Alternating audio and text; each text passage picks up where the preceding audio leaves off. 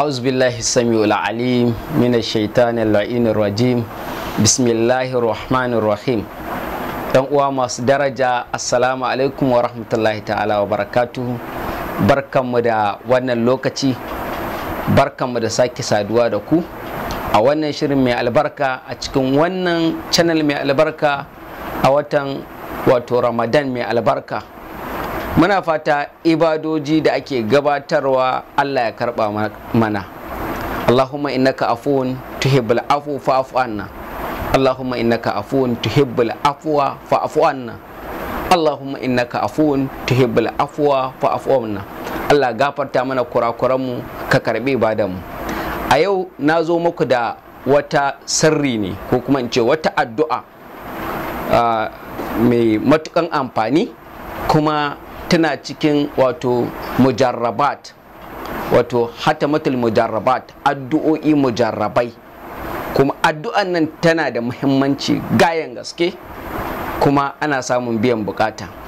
Wato addu'a ce da za mu ce addu'an samun mijin aure ga mata da suke neman mazan aure kenan, haka kuma da maza da suke son su yi aure amma ba su samu tagari ko kuma wadda suke so ba.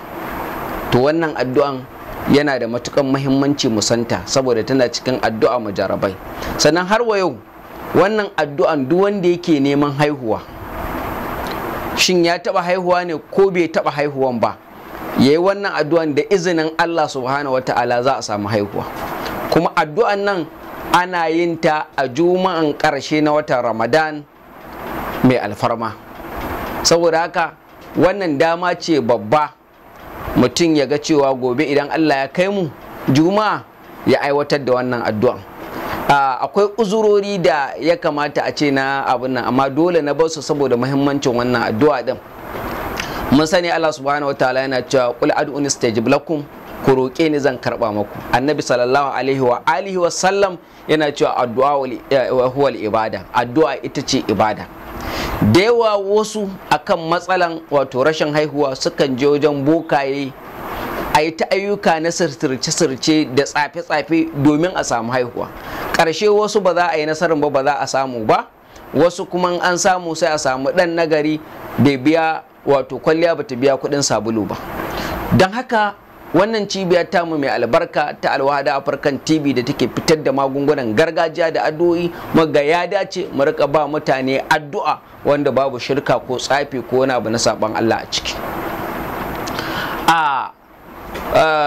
Farko dai ga waɗanda suke neman haihuwa, kafin mu zo da maganan miji, bangaren miji, tuna addu'an tana magana ne a bangare guda biyu. Masu neman haihuwa su sani cewa haihuwan nan Allah ta'ala ne ke bayarwa, da wanda ke da shi da wanda bai da shi dukkan bayan Allah ne. Saboda haka duk wanda yake neman abu a cikin mu nema a wurin Allah. Sannan Allah kan jarabta bawa, kowa da irin jarabawan da Allah ke bashi. Wani Allah zai jarabce shi ya bashi ƴaƴan amma ba zai iya tarbiyyatar da su ba. Wani Allah zai jarabce shi ya bashi ƴaƴan kun ba na gari ba, shi ma jarabawa ne. Wani kuma Allah sai ya hana shi ya shiga cikin kunci da damuwa. Gashi yana so, wani gashi yana da shi ya son masa yawa amma shi kuma baya da shi. Saboda haka dukkan al'amura din ana mai da su zuwa ga Allah ne. Idan Allah ya jarabce ka ɗaya daga cikin jaraba, to ka koma gare shi ta hanyar addu'a da kankantar da kai da juriya da haƙuri. Idan ka rasa haihuwa ba kai ne na farko ba. Allah subhanahu wata'ala ya jarabci annabin Allah, annabi wato Yahaya, ya ɗauki tsawon lokaci bai haihu ba. Sannan Allah ta'ala ya jarabci annabi Zakariya, na ce annabi Yahaya, afuwan annabi Zakariya, Allah ya jarabce shi na tsawon lokaci kamar yadda ya zo a cikin suratun Maryam.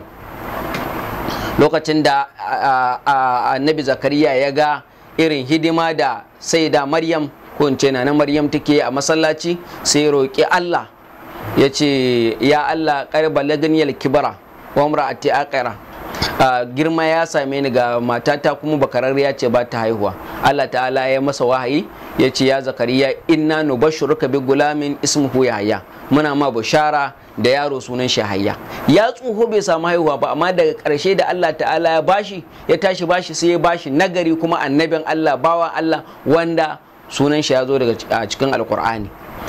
annabi Ibrahim ma haka ne. Saboda haka idan Allah ya jarabce ka samu tsawon lokaci baka haihu ba, kar wannan ko kuma baki samu haihuwa ba, kar wannan ya sa ki je wajen bokaye da wajen masu tsaface ana yi domin a samu haihuwa, ko ana neman ta kowane hali, kamar yadda wasu za su ce sai an masu wanka, ko sai sun je boka ya musu wanka, ko sai boka ya kwanta da su, ko kuma su je su yi zina da wani, kila in mijin ne ke da matsala wai saboda su samu haihuwa su a ce sun haihu su ma. To kada mu yi wannan zai je kai mu ga halaka ne, wannan zai kai mu ga azaban Allah ne, wannan zai kai mu ne da hasaran duniyar mu da lahira. Amma idan muka dukufa muka nema a wurin Allah, mu haƙura kuma kar mu ga kaman ba a biya mana ba. Addu'a na buƙatan haƙuri. Annabi ne fa, annabi Ibrahim aka ɗauki tsawon lokaci kafin ya samu, ina ga mu masu laifi da zunubi. Saboda haka in kai addu'a kai haƙuri. Wannan shine shawara na farko da zan ba waɗanda suke neman haihuwa kenan, su yi addu'a, su nace da addu'a, sannan su dogara ga Allah, su jira lokaci. In Allah ya so za su samu dacewa kuma za su samu biyan bukata. Sai kun ɓangaren neman aure, a wanda yake son mata ta gari ko macen da take son ta yi aure, gaskiyan magana shine ita na mace tana da bukatun ta kiyaye mutuncinta, ta kare mutuncinta da girmamawa da Allah ta'ala ya mata, kar ya zama na cewa ta rika zinace kafin aure. Wannan na taimaka kuma ta kula da tarbiyya da girmama kowa da kowa. Sannan kar a sa son duniya wajen wato cewa sai mai kuɗi ko sai mai kaza. Idan ma misali kina da hali, Allah ya rufa maki asiri, zaki dauki dawainiyan kanki, inda zaki samu ma wanda shi ba zai iya daukan dawainiyan ki ba, wai ne ki aure shi kurin ki samu rufin asiri, a samu albarkan aure, kuma ki kiyaye kanki daga zina. Wannan shine shawara na farko. To idan ana neman addu'a din nan, in baki sami miji ba, to akwai addu'o'i ingantattu, ba sai kin je kin shirka ko tsafi ba, wanda addinin musulunci ya yadda kuma alkur'ani ya karantar mutum ya yi addu'a, ya roƙi Allah akan bukatansa, wanda yana ɗaya daga cikin addu'o'in da zamu bayar, mujarrabai ne a wajen ɓangaren samun mijin aure ko kuma ɗa na haihuwa. Yanzu kai tsaye ba tare da na cika ku da surutu ba, zan karanta muku wannan addu'a. Amma kafin nan muna roƙon arzikin ku ga waɗanda suke farko ko kuma su danna mana subscribe ba, ku duba da kasan wannan bidiyo za ku ga inda aka rubuta subscribe da jan rubutu, ku danna mana wannan alamar subscribe. In ko kun danna mana subscribe, to ku danna mana like, hakan na karfafa mu. Sannan har waye ku yi sharing wannan bidiyo. Akwai wasu na nan suna tsananin bukatan haihuwa kuma ba su san hanyar da za su same ta ba, ba su san addu'an da za su yi su roki Allah haihuwa ba. Sanadiyan wannan bidiyon da kuka yayata za su samu kuma su amfana da shi. Ku taimaka ma wasu, Allah sai ya taimake ku. Sannan daga ƙarshe muna kira ga 'yan uwa da cewa bayan mun karanta addu'an, masu bukatan cewa a rubuto masa rubutun addu'an, za mu ajiye link na inda rubutaccen addu'an yake a website din mu.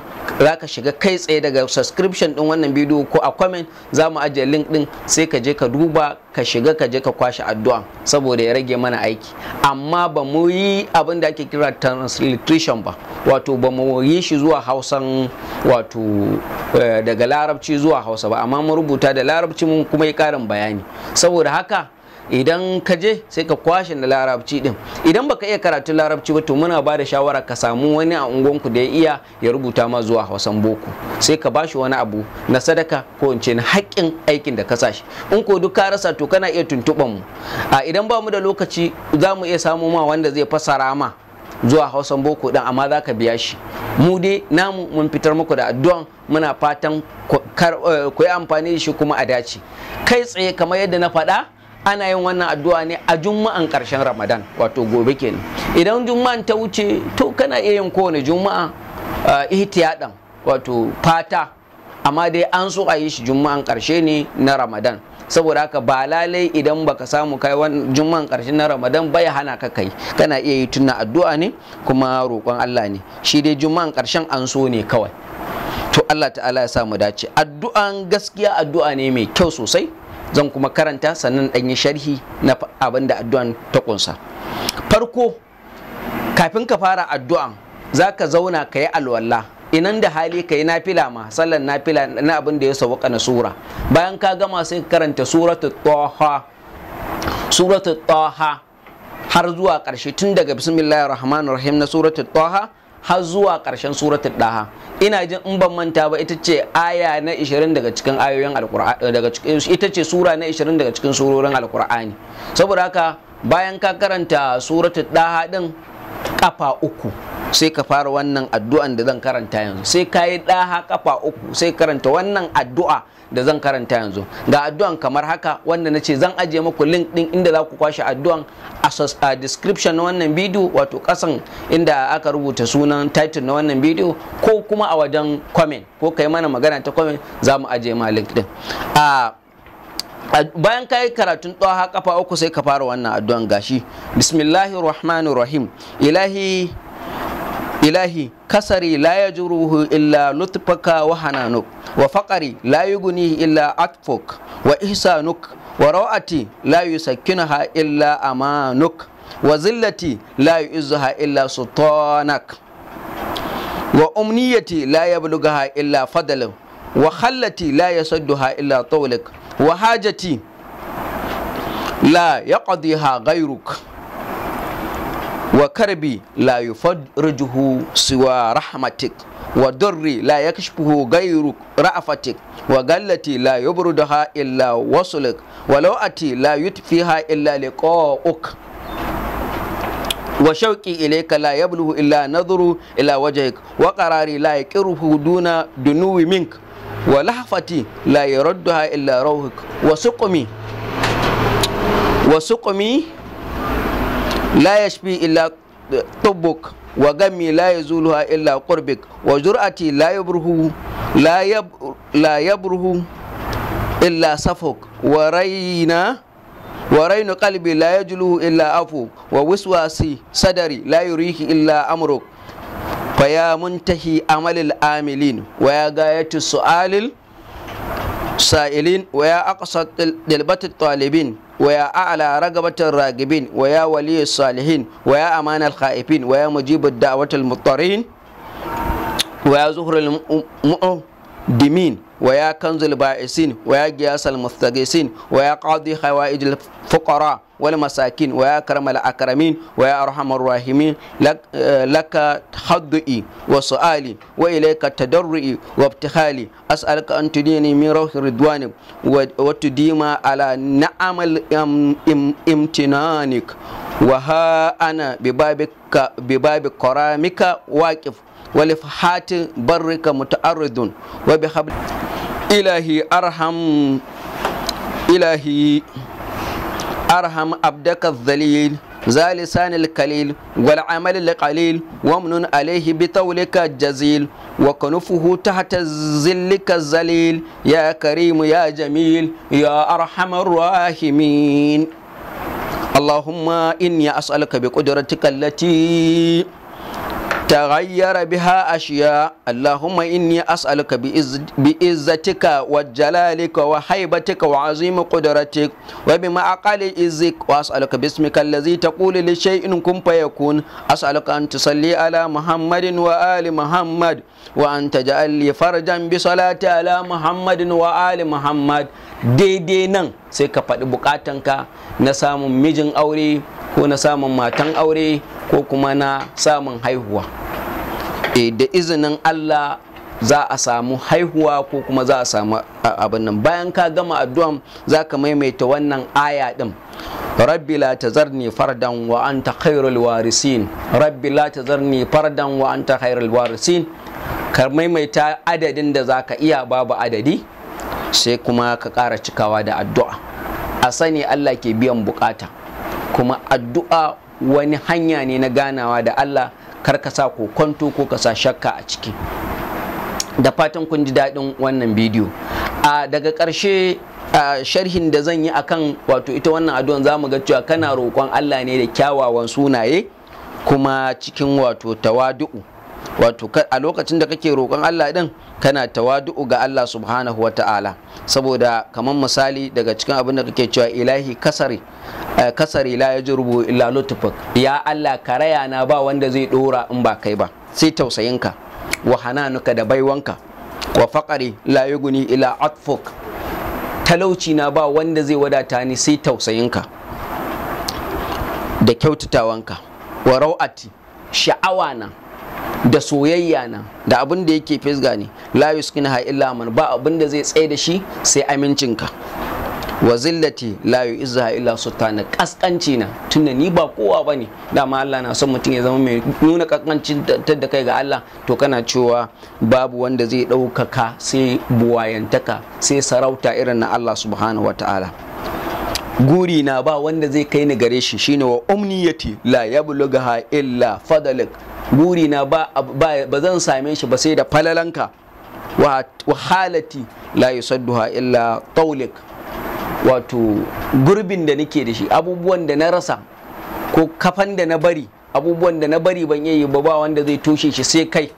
Addu'an da yana tsawo, a can zaka ji kana roƙon Allah kuma da sunayen shi kyawawa akan ya biya ma bukatunka. Kun ga wannan addu'an yana da muhimmanci. Muna fatan za ku ji daɗin shi. Kar ku manta ku danna mana like, in kuma ba ku yi mana subscribe ba ku fara subscribe, saboda shi zai sa ku rika samun kyawawan bidiyon mu da shirye-shiryen mu. Ku yawaita ziyarar channel din mu ta www.alkausarateam.com.ng. za ku rika samun kyawawan shirye-shiryen mu a rubuce.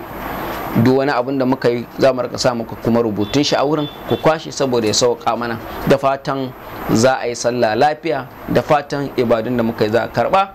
Da wayannan kalmomi nake cewa ku kasance cikin koshin lafiya. Wassalamu alaikum warahmatullahi wabarakatuh.